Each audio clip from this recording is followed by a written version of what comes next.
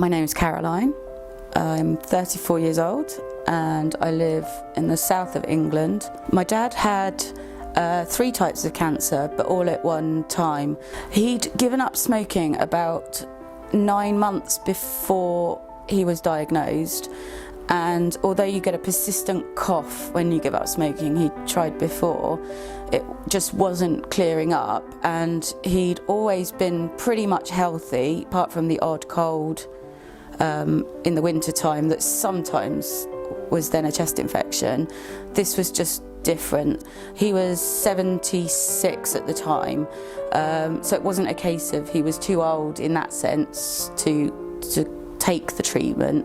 It was just that really, we're sorry, but there's nothing, we can do. I had a good cry at home on my own, once I found out. But then I think it's, again, kind of, right, okay, I can't just sit here and cry for the next however long he's alive. I have to just, maybe I would phone a bit more, or, ask after him, or pop in a bit more.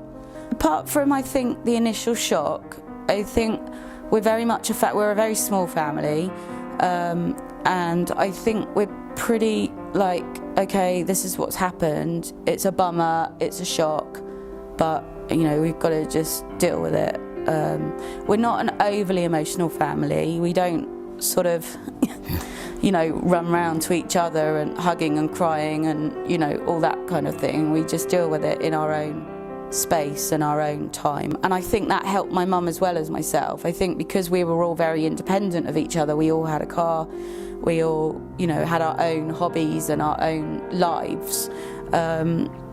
It was very much different to other people who have been married for 40 years and lived literally in each other's pockets. My mum she works part-time, so when she was working and I wasn't, then I would sort of babysit as such, or cook a meal or what have you. He still had a good appetite. He didn't go out or do anything major, but he was able to get up and dressed and sit downstairs in the living room and have dinner and that and watch TV.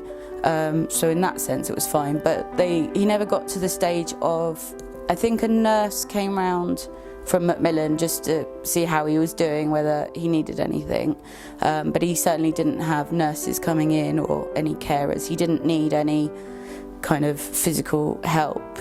Had I have still been living there every day, then I think I would have been faced with him every day knowing that he was ill, and then after he died I would have been like, well, this is very empty. He went into hospital at the early hours of Tuesday morning, and then he died on the Friday evening. And he went in, basically in the middle of the night, he was bleeding heavily,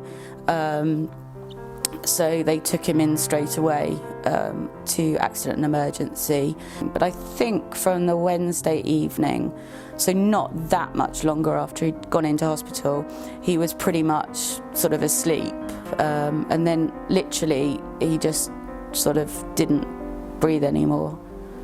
I knew he wouldn't make Christmas. He was like a little kid at Christmas. He didn't like to do a lot, and he wasn't like excessively happy. You wouldn't really think he was like a little kid at Christmas, but he definitely liked Christmas every year.